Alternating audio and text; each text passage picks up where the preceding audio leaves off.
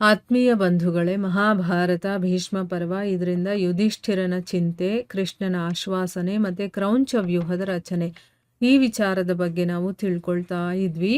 ಹೋದ ಭಾಗದಲ್ಲಿ ನಾವೇನು ತಿಳ್ಕೊಂಡ್ವಿ? ಕೃಷ್ಣನ ಮಾತನ್ನು ಕೇಳಿ ಯುಧಿಷ್ಠಿರನಿಗೆ ತುಂಬ ಧೈರ್ಯ ಬರುತ್ತೆ. ಅವನು ದೃಷ್ಟದ್ಯುಮ್ನನಿಗೆ ಹೇಳ್ತಾನೆ, ನೀನು ನಮ್ಮ ಸೈನ್ಯದ ಸೇನಾಧಿಪತಿ, ಹೇಗೆ ಕಾರ್ತಿಕೇಯ ದೇವತೆಗಳಿಗೆ ಸೈನ್ಯಾಧಿಪತಿ ಆಗಿದ್ನೋ ಆ ರೀತಿ ನೀನು ಮುಂದೆ ನಡಿ, ನಾವೆಲ್ಲರೂ ಕೂಡ ನಡಿತೀವಿ ನಿನ್ನ ಹಿಂದೆನೆ ಅಂತ ಹೇಳ್ತಾರೆ. ಆಗ ದೃಷ್ಟದ್ಯುಮ್ನ ತುಂಬ ಸಂತೋಷ ಪಟ್ಕೊಂಡು, ನೋಡಿ, ನನಗೆ ಭಗವಂತ ಶಂಕರ ಮೊದಲಿಂದಾನೇ ದ್ರೋಣಾಚಾರ್ಯರ ಕಾಲನನ್ನಾಗಿ ಇಲ್ಲಿಗೆ ಕಳಿಸಿದ್ದಾನೆ. ಸೊ ನಾನು ಈ ದಿನ ಏನು ಮಾಡ್ತೀನಿ, ಭೀಷ್ಮ, ಕೃಪಾಚಾರ್ಯ, ದ್ರೋಣ, ಶಲ್ಯ, ಜಯದ್ರಥ ಇವ್ರ ಜೊತೆ ನಾನು ಹೋರಾಡ್ತೀನಿ ಅಂತ ಹೇಳಿದಾಗ ಅಲ್ಲಿದ್ದಂಥ ವೀರರೆಲ್ಲರೂ ಕೂಡ ಜಯಕಾರವನ್ನು ಮಾಡ್ತಾರೆ. ಆಗ ಯುಧಿಷ್ಠಿರ ಸೇನಾಧಿಪತಿಯಾದಂಥ ದೃಷ್ಟದ್ಯುಮ್ನನಿಗೆ ಹೇಳ್ತಾನೆ, ದೇವಾಸುರ ಸಂಗ್ರಾಮದಲ್ಲಿ ಬೃಹಸ್ಪತಿಗಳು ಇಂದ್ರನಿಗೆ ಕ್ರೌಂಚಾರುಣ ಅನ್ನುವಂತಹ ವ್ಯೂಹದ ಉಪದೇಶವನ್ನು ಕೊಟ್ಟಿದ್ರಲ್ಲ, ಅದೇ ರಚನೆಯನ್ನು ನಾವು ಕೂಡ ಇವತ್ತು ಮಾಡೋಣ ಅಂತಂದ್ಬಿಟ್ಟು ಹೇಳ್ತಾರೆ. ಆಯಿತಾ? ಅದು 1ನೇ ದಿನ ಮುಗೀತು. 2ನೇ ದಿನ ಎಲ್ಲ ಡಿಸೈಡ್ ಆಗಿದೆ. ಈಗ ಆ ವ್ಯೂಹ ರಚನೆಯನ್ನು ಮಾಡಬೇಕು ಅನ್ನೋದನ್ನು ತಿಳಿಸಿದ್ದಾನೆ ಯುಧಿಷ್ಠಿರ. ಮಾರನೇ ದಿವಸ ಏನು ಮಾಡ್ದ? ಯುಧಿಷ್ಠಿರನ ಆಜ್ಞೆಯ ಅನುಸಾರವಾಗಿ ದೃಷ್ಟದ್ಯುಮ್ನ ಏನು ಮಾಡ್ದ?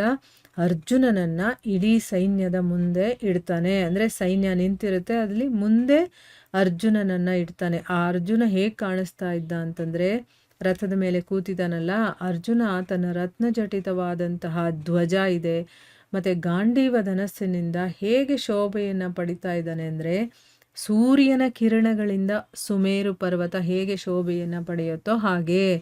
ಈಗ ಸುಮೇರು ಪರ್ವತ ಇದೆ, ಅದರ ಮೇಲೆ ಸೂರ್ಯನ ಕಿರಣ ಬಿದ್ದಿದ ತಕ್ಷಣ ಹೇಗೆ ಅದು ತನ್ನ ಶೋಭೆಯನ್ನು ಪಡ್ಕೊಳ್ಳುತ್ತೋ ಹಾಗೆ ಅರ್ಜುನ ಅಲ್ಲಿ ಕಾಣಿಸ್ತಾ ಇದ್ದಾನೆ. ಅರ್ಜುನ ಮುಂದೆ ಕೂತಿದ್ದಾನೆ, ಹಿಂದೆ ಸೈನ್ಯ ಇದೆ. ರಾಜ ದೃಪದ ಬಹಳ ದೊಡ್ಡ ಸೈನ್ಯವನ್ನು ಜೊತೆಯಲ್ಲಿ ತಗೊಂಡು ಆ ಕ್ರೌಂಚ ವ್ಯೂಹದ ಶಿರೋಭಾಗದಲ್ಲಿ ಸ್ಥಿತನಾಗ್ತಾನೆ. ಇನ್ನು ಕುಂತಿ ಭೋಜ ಮತ್ತು ಛೇದಿರಾಜ ಇವರಿಬ್ಬರೂ ಕೂಡ ನೇತ್ರಗಳ ಸ್ಥಾನದಲ್ಲಿ ಇಡಲ್ಪಟ್ಟರು. ಅಂದರೆ ಕಣ್ಣುಗಳ ಒಂದು ಸ್ಥಾನ ಎಲ್ಲಿ ಬರುತ್ತೋ ಅಲ್ಲಿ ಕುಂತಿ ಭೋಜ ಮತ್ತು ಛೇದಿರಾಜ ಇದ್ದರು. ಇನ್ನು ಅಂದರೆ ಕ್ರೌಂಚ ಅಂತಂದರೆ ಒಂದು ಪಕ್ಷಿ. ಆ ಪಕ್ಷಿಯ ಆಕಾರದಲ್ಲಿ ಈಗ ಸೈನ್ಯದ ರಚನೆ ಮಾಡ್ತಾ ಇದ್ದಾರೆ. ಈಗ ಮೇಲುಗಡೆ ತಲೆಯ ಭಾಗ ಇರುತ್ತಲ್ಲ, ಅಲ್ಲಿ ರಾಜ ದೃಪದ ಇರ್ತಾನೆ. ಕಣ್ಣಿನ ಭಾಗದಲ್ಲಿ ಕುಂತಿ ಭೋಜ ಮತ್ತು ಛೇದಿರಾಜ ಇವರಿಬ್ಬರು ಇರ್ತಾರೆ. ಇನ್ನು ದಶಾರ್ಣಕ, ಪ್ರಭದ್ರಕ, ಅನೂಪಕ, ಕಿರಾತಕ ಇವರ ಸಮೂಹ ಇದೆಯಲ್ಲ, ಇದು ಗ್ರೀವದ ಸ್ಥಾನದಲ್ಲಿ ಅವರನ್ನು ಇಡ್ತಾರೆ.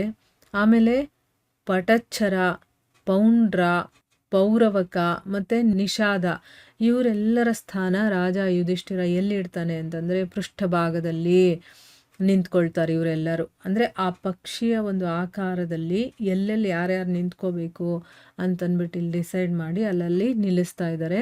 ಆಮೇಲೆ ಅದರ ಪಕ್ಷಿಗೆ 2 ರೆಕ್ಕೆ ಇರುತ್ತಲ್ಲ, ಆ ರೆಕ್ಕೆಗಳ ಸ್ಥಾನದಲ್ಲಿ ಭೀಮಸೇನ ಮತ್ತು ದೃಷ್ಟದ್ಯುಮ್ನರು ಇರ್ತಾರೆ. ದ್ರೌಪದಿಯ ಮಕ್ಕಳು ಅಭಿಮನ್ಯು, ಮಹಾರಥಿ ಸಾತ್ಯಕಿ ಮತ್ತು ಪಿಶಾಚ, ಧರದ, ಪುಂಡ್ರ, ಕುಂಡಿವಿಷ, ಮಾರುತ, ಧೇನುಕ, ತಂಗಣ, ಪರತಂಗಣ, ಬಾಲಿಕ, ತಿತ್ತಿರ, ಚೋಲ ಮತ್ತು ಪಾಂಡ್ಯ ದೇಶಗಳ ವೀರರು ದಕ್ಷಿಣ ಭಾಗದಲ್ಲಿ ಸ್ಥಿತರಾಗ್ತಾರೆ. ಅಂದರೆ ಎಲ್ಲ ಬೇರೆ ಬೇರೆ ಬೇರೆ ಬೇರೆ ರಾಜರು ಇವರಿಗೆ ಸಪೋರ್ಟ್ ಮಾಡೋಕ್ಕೆ ಬಂದಿರ್ತಾರಲ್ಲ, ಒಬ್ಬೊಬ್ಬರು ಒಂದೊಂದು ಭಾಗದಲ್ಲಿ ನಿಂತ್ಕೊಳ್ತಾ ಇರ್ತಾರೆ. ಮತ್ತು ಅಗ್ನಿವೇಷ್ಟ, ಹುಂಡ, ಮಾಲವ, ದಾನಭಾರಿ, ಶಬರ, ಉದ್ಬಸ, ವತ್ಸ ಮತ್ತು ನಾಕುಲ ದೇಶದ ವೀರರ ಜೊತೆ ನಕುಲ ಮತ್ತು ಸಹದೇವರು ವಾಮಭಾಗದಲ್ಲಿ ಸ್ಥಿತರಾಗ್ತಾರೆ. ಈ ವ್ಯೂಹದ 10,000 ಶಿರೋಭಾಗದಲ್ಲಿ 1,00,000, ಪುಷ್ಟಭಾಗದಲ್ಲಿ 1 ಅರಬ್ 20,000 ಮತ್ತು ಗ್ರೀವಾದಲ್ಲಿ 1,70,000 ರಥಗಳನ್ನು ನಿಲ್ಲಿಸಲಾಯಿತು. ಈಗ ಎಲ್ಲೆಲ್ಲಿ ಎಷ್ಟೆಷ್ಟು ರಥಗಳನ್ನು ನಿಲ್ಲಿಸಿದ್ದಾರೆ ಅನ್ನೋದನ್ನು ಇಲ್ಲಿ ಹೇಳ್ತಾ ಇದ್ದಾರೆ.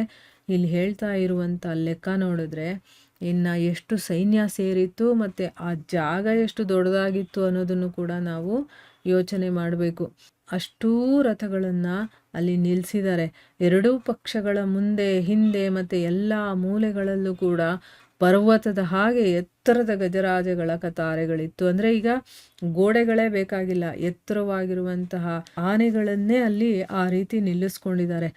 ವಿರಾಟ, ಕೇಕಯ್ಯ, ಕಾಶಿರಾಜ ಮತ್ತು ಶೈಬ್ಯ ಇವರು ಅದರ ಜಂಘಾಸ್ಥಾನ ಅಂದರೆ ತೊಡೆಯ ಭಾಗ ಇರುತ್ತಲ್ಲ ಅಂಥ ಕಡೆ ಇವರು ಎಲ್ಲ ರಕ್ಷಣೆಯನ್ನು ಮಾಡ್ತಾಯಿದ್ರು. ಈ ರೀತಿಯ ಮಹಾವ್ಯೂಹದ ರಚನೆಯನ್ನು ಮಾಡಿ ಪಾಂಡವರು ಅಸ್ತ್ರ ಶಸ್ತ್ರ ಮತ್ತು ಕವಚಾದಿಗಳಿಂದ ಸುಸಜ್ಜಿತರಾಗಿ ಯುದ್ಧಕ್ಕೋಸ್ಕರ ಸೂರ್ಯೋದಯದ ಪ್ರತೀಕ್ಷೆಯನ್ನು ಮಾಡೋದಕ್ಕೆ ಶುರು ಮಾಡ್ತಾರೆ. ಈಗ ಸೂರ್ಯೋದಯ ಆದಮೇಲೆ ಯುದ್ಧ ನಡಿಬೇಕು, ಸೂರ್ಯ ಮುಳುಗಿದಾಗ ಯುದ್ಧವನ್ನು ನಿಲ್ಲಿಸಬೇಕು ಅನ್ನೋದು ಒಂದು ನಿಯಮ ಇರುತ್ತೆ. ಸೊ ಈಗ ಇವರು ಸೈನ್ಯ ವ್ಯೂಹದ ರಚನೆಯನ್ನು ಮಾಡಿ ತಯಾರಾಗಿ ನಿಂತಿದ್ದಾರೆ. ಸೂರ್ಯೋದಯ ಆಗಿದ ತಕ್ಷಣ ಇವರು ಆಕ್ರಮಣವನ್ನು ಮಾಡಬೇಕು ಅಂತಂದ್ಬಿಟ್ಟು ಮುಂದೇನಾಗುತ್ತೆ ಅಂತ ನಾವು ಮುಂದಿನ ಭಾಗದಲ್ಲಿ ತಿಳ್ಕೊಳ್ಳೋಣ. ಹರೇ ಕೃಷ್ಣ.